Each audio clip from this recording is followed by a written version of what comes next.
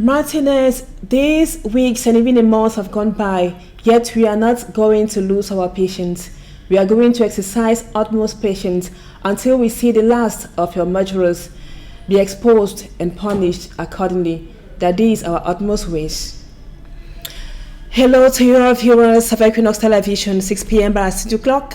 Thank you so much for joining us on this edition of the news. We begin right away with our major stories, shock and consternation in Dokoti, here in the Douala 3 area, following the stabbing to death of a 37-year-old pregnant woman.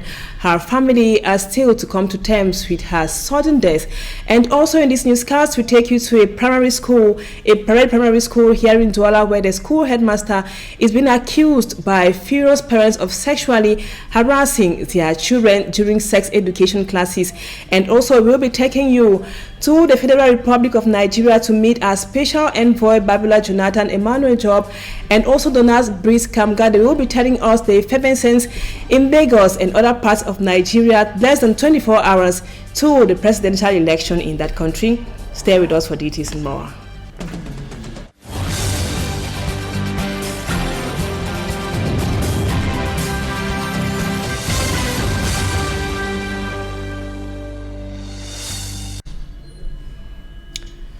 Welcome back, viewers. Thank you so much for joining us.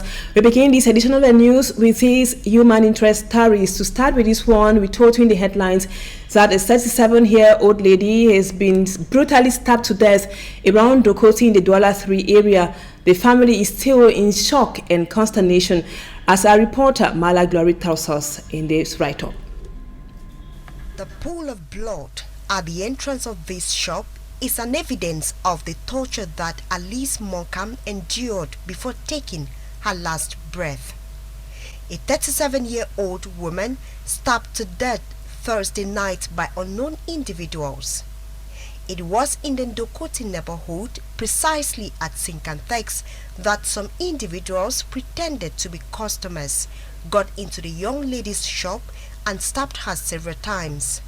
This is according to the victim's mother, who says her daughter was 7 months pregnant when the unfortunate incident happened.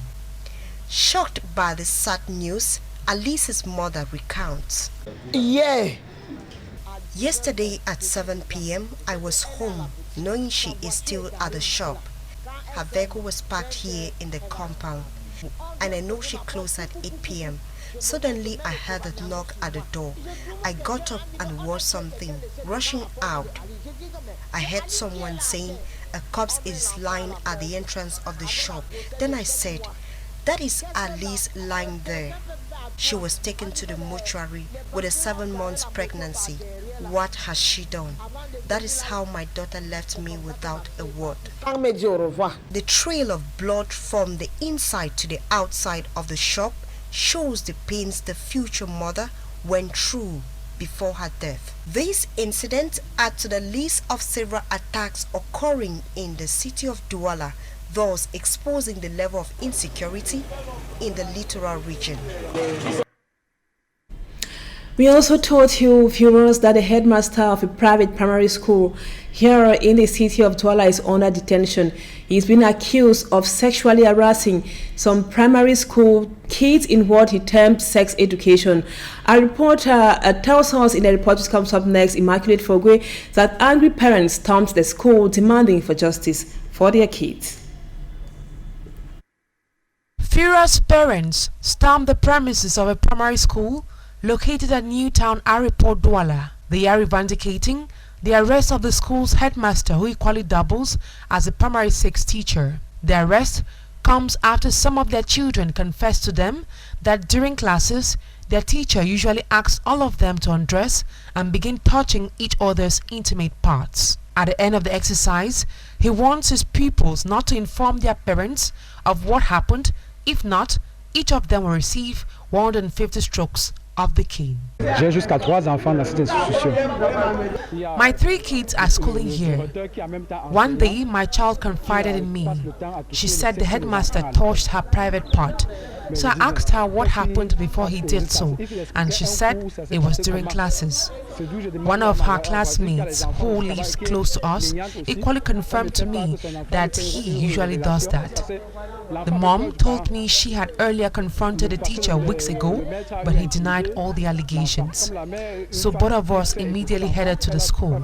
It was then that we noticed that other parents were on campus revendicating the same cause. Qui affirment la même chose, ce dont avait fait cette affaire sur eux. Il s'agissait d'un cours de sexologie qui avait été. I have been informed that the pupils were being taught sex education, so he was demonstrating the various parts of the body. We were asked to come calm down the angry parents. It could be true, but let us let the security elements do their job. Donc actuellement, ça ne reste que soupçon parce que nous n'avons pas. The prompt intervention of security elements saved the headmaster from being lynched by the furious parents. According to the school's proprietor, measures are currently being taken to ensure his dismissal. He equally assured the parents that the pupils will be offered free psychological support. Meantime, some pupils were immediately rushed to hospitals where they will be properly examined by a medical expert. And now Human Rights Watch in its recent situational report has presented the problems or difficulties faced by persons with disabilities in war-torn zones like South Sudan and the Northwest and Southwest regions. The rights group says persons with disabilities are most often exposed to vices such as rape, abandonment, and also arson attacks. Our reporter Innocent has read through the situational report of Human Rights Watch. He now tells us more.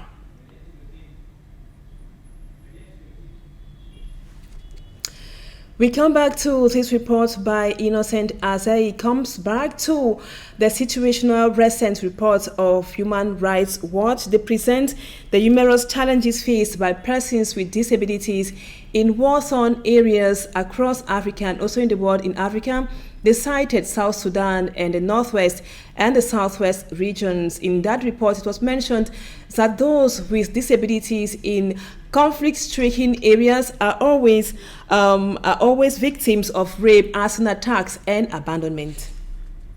Human Rights Watch is preoccupied by the violation of Article 4 of the Convention on the Rights of Persons with Disabilities, specifically in situations of risk and humanitarian emergencies, notably in countries or zones of conflict like Syria, Central African Republic, South Sudan, Afghanistan, and Anglophone Cameroon.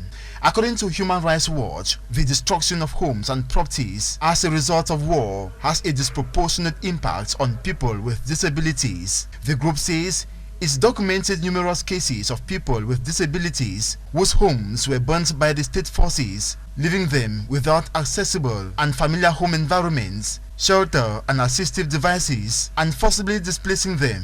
Human Rights Watch cites the case of a 41-year-old man with a physical disability who said that he lost his wheelchair after soldiers burnt his home in Kumbo in the Northwest region. He had no means to move himself around on his own. The report also reveals that women with disabilities have greatly suffered serious abuses committed by non-state armed groups and government forces in Cameroon, Central African Republic, Guinea, Ethiopia, Mali, and South Sudan. This as women with disabilities experience heightened risk due to unique barriers to escaping and staying out of harm's way, as well as the degradation of support structures due to a lack of targeted services to women and girls with disabilities. These women, who had reportedly been raped by soldiers and armed individuals, face barriers to seek health facilities due to inaccessible roads and lack of accessible transportation when roads were open. Talking about children with disabilities, Human Rights Watch says children with different types of disabilities are at risk of abandonment if their families feel unable to meet their needs or to bring them to safety. These necessities include food and shelter. These children with disabilities also face increased barriers to accessing public schools and educational services provided by humanitarian organizations. Human Rights Watch in the report says older persons with disabilities are not exempted from abuses during armed conflict and other large-scale violence because they are unable to flee. This is due to limited mobility, disability, or because families could not assist their flight. Consequently, they are often killed. With all these challenges, Human Rights Watch recommends to governments to take measures to promote availability and use of new technologies, including assistive devices like wheelchairs, prostheses, or hearing aids, to enable people with a hearing or developmental and intellectual disabilities to hear, know, and understand what is happening during an attack. That parties to conflicts should allow the prompt and unhindered humanitarian access to UN agencies and humanitarian organizations to deliver impartial assistance to civilians in need in war-torn zones. These support services and basic needs include rights to food, adequate housing, rehabilitation services, healthcare, mental health, psychological support services, and education. And now we move on to another release, that of Cameroon's Minister for Communication, Rene Emmanuel Sadi, who was responding to Reporters Without Borders and whistleblowers and other international media houses for reporting about the recent happenings in Cameroon. Rene Emmanuel Sadi describes their outings as erroneous declarations on the recent events in Cameroon. Our reporter Mala Glory read through the communique of Minister Rene Emmanuel Sadi. She now tells us more. The government of Cameroon has once again reassured public opinion of its determination to shed light on the death of Martinez Zogo and that justice be made. This is contained in a press release signed by the Cameroon's Minister of Communication, Rene Emmanuel Sadi, the government spokesperson. The government of Cameroon, through this release, also reaffirmed that Cameroon is a state of law where fundamental freedom, including freedom of the press, are guaranteed and constitute the foundation of the country's democracy. For this reason, he justifies these through a large number of existing political parties, the multitude of associations, non-governmental organizations, and press organs who freely carry out their activities according to the law of the country. Concerning the justice system, the government recalled that the law is fully respected, including the principle of separation of power. The press release also reiterates that Cameroon is not a monarchy, rather a republic. The president is therefore not a monarch nor an autocrat. Thus, his stay in power is the willingness of the people.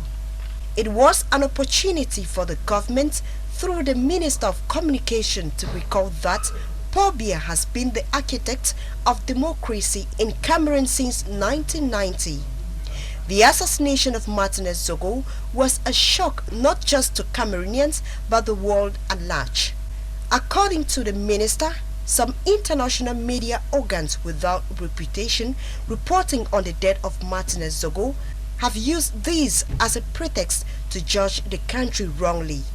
The government also castigated Reporters Without Borders and the French newspaper Le Monde for making excessive declarations, wrong analysis, and imaginary speculations which has no relation with the reality on ground. And we will be talking more on that in the second part of the news with Angela Quintal, who is the Africa coordinator of the Committee to Protect Journalists and the person who is also the brain behind the Martinez Zogo affair, which was published in the Washington Post that was recently.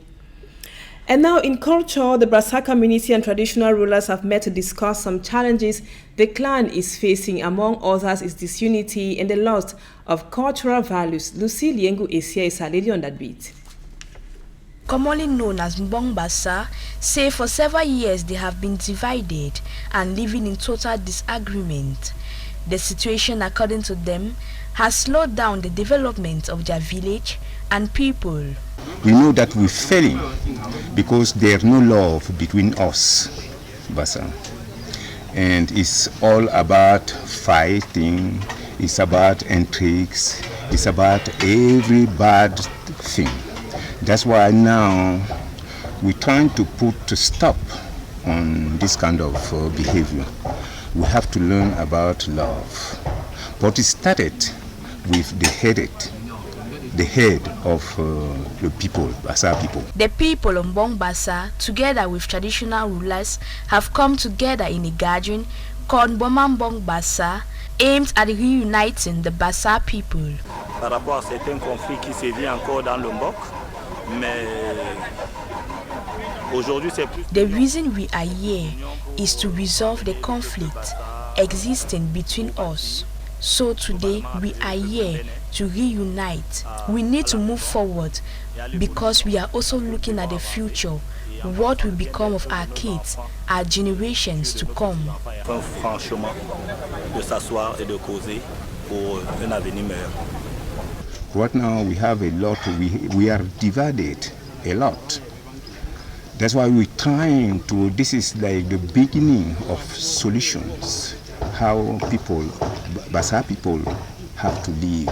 The meeting took place in the presence of the Senior Divisional Officer of Nyong and Kele Division, Valerie Nobet Kunla, who used the opportunity to call on the Bongbos to come together resolve the problems faced by the Bassa people, so as to reorganize the Mbong Bassa.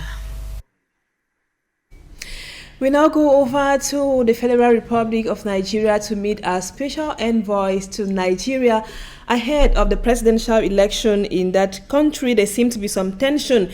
This is as a result of a political fight between the front runners of that election. Our special envoy, Babila Jonathan, now files in this report from the Federal Republic of Nigeria. Few hours to the crucial moment when Nigerians will go to the polling stations to elect the new president of the Federal Republic, who is going to replace Muhammadu Buhari, and of course senators and members of parliament in the general elections. The people are having mixed feelings about the performance of the current and previous regimes, and this is affecting their belief in one candidate or the other. However, many of them believe in Atiku Abubakar, some believe in Tinubu, some believe in Peter Obi, who is the youngest among the three front runners in this 2023 presidential election in the Federal Republic of Nigeria. We have been doing election in this country many years. At the end of it, they will promise they will fail. But the person that we need now, that I believe, that I have a strong belief that he can lead us to promised land, is Bola Ahmed Tinubu. For now. What makes you believe so? What makes me believe was because we have seen what he has done in Lagos State, especially in Lagos State. He turned the Lagos State to mega city. Anyone that God elected, I don't know. It's the one that God wanted to do it. So I don't know anybody that can do it perfect, because I do not know their mind. Now they are doing campaign now. It's because of what they want to have. They are also having expectations, many expectations with regards to the many problems affecting day-to-day life in the Federal Republic of Nigeria. And we talked to some of them. Take a listen to what they have to say. We are looking at everything now, whether it will go successfully. I don't know whether I will go successfully or not. I don't know. But I will pray for God, make everything come better for everybody. We want the new elected president to provide our needs for us, especially in money, transportation, so the road goes efficient, help us to do everything. So we are expecting, and the food stuff too is on the high side. So we can't go to the market to go and get 1,000 or something from the market. So it's difficult for us. And we, the masses now, we are lacking many things. And above all their expectations, all those that we interviewed are talking about peace, peace and peace. They want peace to reign before, during and after the presidential election.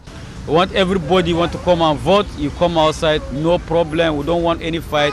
Come with your PVC and vote and choose who you want to vote in your mind. We are here at EJ Housing Estate in Ikoyi, Obalende, local government area in Lagos State, Nigeria. And as you can see, the place is busy and they are looking forward to the polling stations tomorrow. Babla Jonathan, Emmanuel Job, reporting from Lagos, Federal Republic of Nigeria. Thank you, Babila Jonathan. But you don't go away. You tell us that there seemed to be some tension in the air. This is as a result of a political fight between the sympathizers of the front-runners of that election.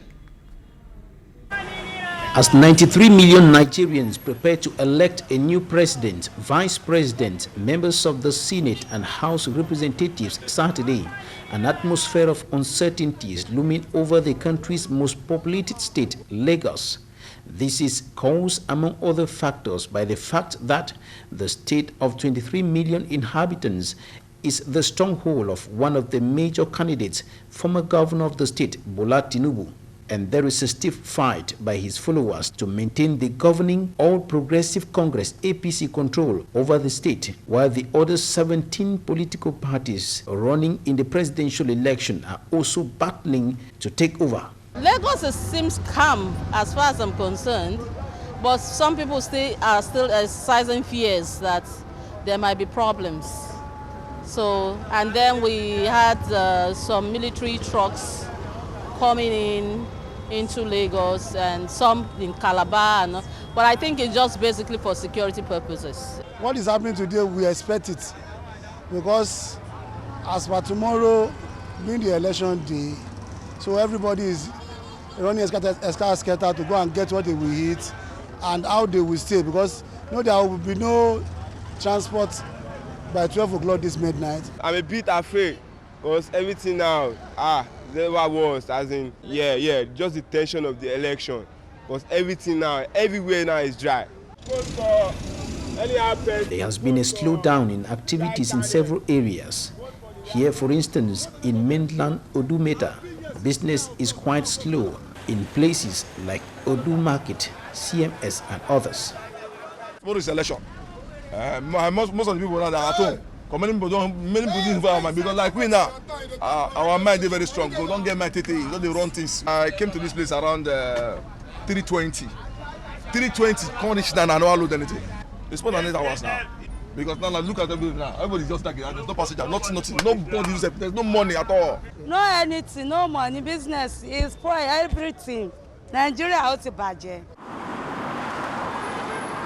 This is the Lekki Egbe Express Road. It is one of the busiest roads here in Lagos. Traffic is always very dense on this highway, but today it is not as dense as usual. We are told many people are not on the roads with their cars today because they are respecting instructions of government authorities who have asked them to stay in their homes with regards to the presidential election of Saturday. And of course, the presidential and the general elections have brought an atmosphere of uncertainty upon Lagos and the rest of the Federal Republic of Nigeria. But some Nigerians that we interviewed told us, regardless of the prevailing atmosphere, everything is under control. Babla Jonathan, Emmanuel Job, reporting from Lagos. Thank you so much, Babila Jonathan. You will be giving us updates, I don't want to say minute by minute, on the presidential election which takes place tomorrow in the Federal Republic of Nigeria. Viewers, that was what we put together for you on the first part of the news. Don't go away, Talking Point comes up next. Stay with us.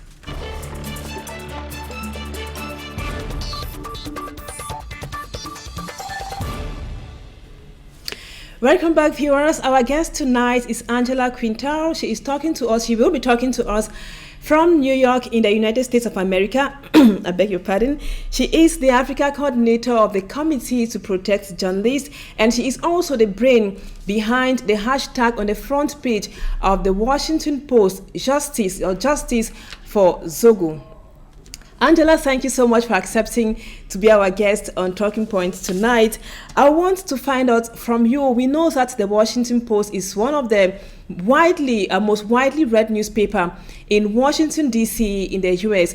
And why did you partner with them, the Washington Post, to join your voices onto those of other international media organs to demand justice for Martina Zogo? What made the Committee to Protect Journalists decide that it was going to place a full-page advert in the Washington Post with regard to the senseless and brutal killing of Martinez Zogo. There are several reasons. One, I should say up front, that the Washington Post has a public service where they actually do, in fact, promote press freedom worldwide, and they do it through this partnership. And it's a partnership with the Committee to Protect Journalists and other similar organizations. And so when you do have something like a brutal murder, or where you have journalists who are detained and you want to put the spotlight on their case, this is a perfect platform, a perfect vehicle to draw international attention and the attention of power brokers here in the United States to what is happening to journalists elsewhere in the world. And so, given the brutality, the torture, the fact that Martinez Zogo was sodomized, just the depravity in terms of how he was killed, it certainly is something that cannot be ignored. And to put it on the front, to put it in a full-page ad, I think, just shows how the Committee to Protect Journalists, the Washington Post, but frankly all organizations find that it's necessary because of how brutal the killing was, and that there has to be accountability for this murder. You know, the Washington Post is read, as I said, by the power brokers here in the United States, but not only, you know, politicians here in the US, it's the world over. You have diplomats, including the Cameroonian ambassador.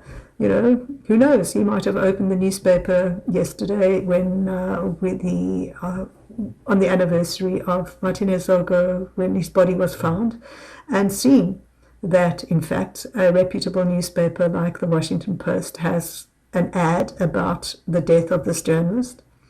But I think there's something equally poignant about the fact that the Washington Post was used. And I say this because of the fact that they too lost one of their own in a terrible, terrible way. And here I speak about the columnist Jamal Khashoggi, who was brutally murdered,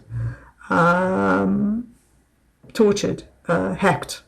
The sort of murder that really, when we talk about depravity, was equally depraved. And so, yeah, I think that using the Washington Post, given what they themselves have had to deal with, is particularly powerful. And I just hope that, unlike Jamal Khashoggi and Jamal Khashoggi's family, that when it comes to the murder of Martinez Zogo, that there will in fact be justice, and that someone will ultimately be held accountable, no matter how high or how important, or you know where they might be in the hierarchy in terms of government or business, that they will be held accountable. And now, Angela, the international media, the Washington Post, inclusive Reporters Without Borders, and other friend media organs have been having keen attention on the Martinez Zogo affair. Why this close concern? Thank you for your question. You wanted to know why the international media cares about Martinez Zogo. Well, it's simple. Any journalist murdered anywhere or killed is going to get the attention of not only the international media, but also the international community. In Cameroon, Martinez Zogo's murder received the attention from the local press, but it was also picked up the world over. I mean, if I see the number of news agencies, international broadcasters that have focused on Martinez Zogo's death, it's gratifying to see, because it's important that any journalist, wherever they may be, when they're killed in these circumstances, that there is this sort of international pressure placed on governments to ensure that there are credible and accountable and transparent investigations. And on the Martinez Zogo affair, the investigations have been going on for some time now. And if it keeps prolonging, don't you think those who are really showing some concern can get exhausted and let it fall? You know, there's a saying that an injury to one is an injury to all, and that's exactly what this is about. It's not about nationality or where a journalist may be or what their citizenship is. It's all about the fact that an ordinary human being who is doing their job, exposing corruption, ensuring that the public have a right to know, was actually murdered and killed in an abhorrent way. This entire affair is just despicable. And it's important that the international community and international media and local media keep the spotlight on the investigation so that ultimately there will be justice for Martinez Zogo. Now, Angela, let's come back to the most recent communique of Cameroon's Minister for Communication, in which he said or described the outing of some international media organs as erroneous declarations on the recent events happening in Cameroon. We know that the Washington Post, and you are the person who actually was the brain behind the front page, which was consecrated on the Martinez Zogo affair recently by the Washington Post. What do you make of the minister's communique recently describing the outings of some international media houses as erroneous? So your question revolves around the Minister of Communications, René Sadi, and the press release that, look, I had very brief sight of it, but let me say one thing. This is a high-profile case, and it's not surprising that there's so much information that is being put out there, some of it misinformation, some of it disinformation, some of it just could be just plain wrong. And why is that? Well, it's because there really isn't much communication coming from government about such a high-profile case. So if I may, some free advice to the minister, on a case like this, perhaps the minister should be looking at the communication strategy that the government has around the case of Martinez Zogo and ensure that there are regular updates, that the media is kept informed about what is actually going on. It doesn't help when things are happening behind closed doors, when there is an opaque nature to an investigation. Now, I'm not saying that, people need to be tried in the media or information given. There are ways of ensuring that information is given without jeopardizing a case or an investigation, and so perhaps that really is what needs to be done. Ensure that there are regular updates so that the correct information is out there, and that journalists don't have to look to sources and to anonymous sources, or find that they are being used by particular camps in government, because we know that there are factions within the government. We know that in the context of Martinez Zogo's murder, that there is indeed a power struggle, that people are using this for their own means and ends. And so, if we are to see information coming out from government, official government information, that would certainly make things easier for everyone, and that would mean that the minister would not have to issue statements because he's upset about what some may or may not have written or broadcast. And now, Angela, my very last question. Most journalists are hampering on this Martinez Zogo affair, especially out of the country. French media and some newspapers in the US of A. Is it that they actually want justice for Martinez, or is it fear that this might also happen to them, so they want it to come to an end? Is it fear or is it justice? I guess it's a combination of both. I think that any journalist knows that when it comes to crimes against journalists, there's generally impunity. Very few of the perpetrators of violence against journalists or murder, which of course, as you know, is the ultimate censorship, are actually held accountable. Our figures show that more than 80% of those cases where journalists are murdered, their killers actually walk free. So yes, when journalists in Cameroon or elsewhere on the continent and the world see that a journalist is killed, obviously they want to see justice, and they will continue to put the spotlight on that, so that those who are investigating and those who will ultimately, hopefully, will find the killers, arrest them and prosecute them, that there will in fact be justice.